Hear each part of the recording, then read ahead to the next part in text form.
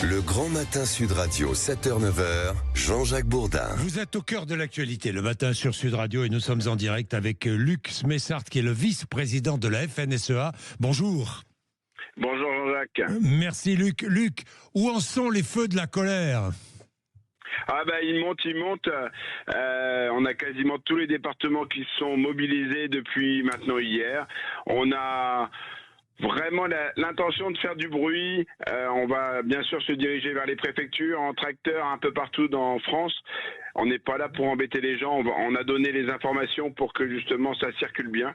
Et il faut absolument qu'Emmanuel Macron nous entende. Il ne s'agit pas qu'il prenne simplement la parole sur le tarmac.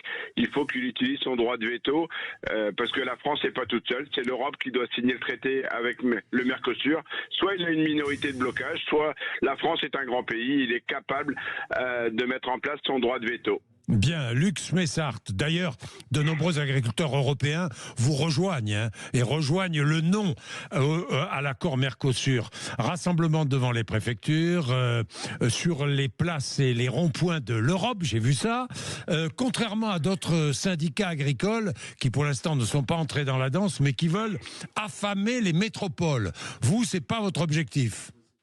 Non, puisque moi, mon travail le matin, c'est de m'occuper de mes animaux, semer mon blé pour nourrir les Français le mieux possible. Et donc, affamer à quelques semaines de Noël, ça serait juste pas possible. Je crois qu'aujourd'hui, on a la chance, 86% des Français nous soutiennent, 622 parlementaires. Je crois qu'aujourd'hui, le président de la République, finalement, il doit pouvoir la jouer facile, c'est qu'il a toute la France derrière lui. Soit il est isolé, soit il nous entend pas, il est sourd. Et là, franchement, il aura du mal à revenir en France. Bien, Luc Smessart, il aura du mal à revenir en France, c'est-à-dire, Luc ?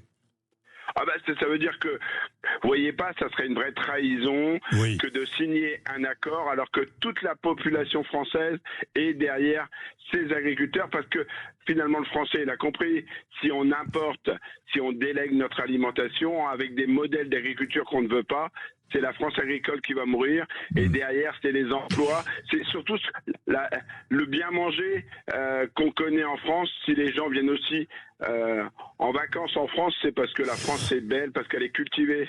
Luc Smessart, donc première revendication, non au Mercosur. Ensuite, il y a d'autres revendications, évidemment, les revenus des agriculteurs, et puis les promesses, les engagements de l'hiver dernier. J'ai vu tout de même une petite avancée, le contrôle administratif unique promis par le gouvernement. Ça vous satisfait ? Alors, ça va dans le bon sens, parce que on peut avoir jusqu'à 4-5 contrôles par an. Donc là, c'est le maximum, un contrôle. On n'aura pas tous un contrôle demain, je vous rassure. Et puis avec aussi le fait qu'on nous prévienne plutôt 48 heures à l'avant, on n'est pas des truands. Bien souvent, le fonctionnaire nous appelait le vendredi soir pour le lundi matin. Je peux vous dire que c'est surtout la famille, parce que tout le week-end, on était stressés. Le problème, c'est que c'est bien de mettre un contrôle, mais si on n'a pas changé le logiciel, si on n'a pas changé l'administratif, toute la réglementation, la surréglementation, ça changera pas grand-chose. Donc c'est pour ça qu'il faut simplifier. L'avantage de la simplification, c'est que ça coûte pas d'argent, et ramener un peu de bon sens, redonner les dates, décider en préfecture dans chaque département et pas tout décider à Paris ou à Bruxelles, ça peut avoir du sens. Les engagements de l'hiver dernier ont-ils été tenus ? J'ai vu des chiffres qui circulaient. La FNSEA, vous donnez un chiffre, vous dites près de 40%, 36%, je crois, des engagements sont tenus, seulement 36%. Oui, en gros, à peu près un tiers. Par exemple, le gazole, enfin, on ne fait plus l'avance remboursable pour l'État, puisque c'est à peu près 20 centimes de moins qu'on a avancé pour le compte de l'État. On était remboursé un an après. On a les aides sur les saisonniers pour les employeurs pour rabaisser le coût de la main-d'œuvre. On a eu quelques éléments sur l'Europe par rapport à la jachère. On ne fait plus de jachère depuis cette année. Par contre, sur tout le reste, on n'a pas bougé. Il y a beaucoup de choses qui sont tenues aujourd'hui au projet de loi de finances, mais on voit bien l'état de l'Assemblée nationale en ce moment. Et puis, on a une loi d'orientation agricole, c'est important. Vous parliez de revenus. Qu'est-ce qui fera que demain, on aura un vrai revenu dans nos exploitations ? Aujourd'hui, elle est suspendue. On nous dit que les travaux reprendront au Sénat fin janvier.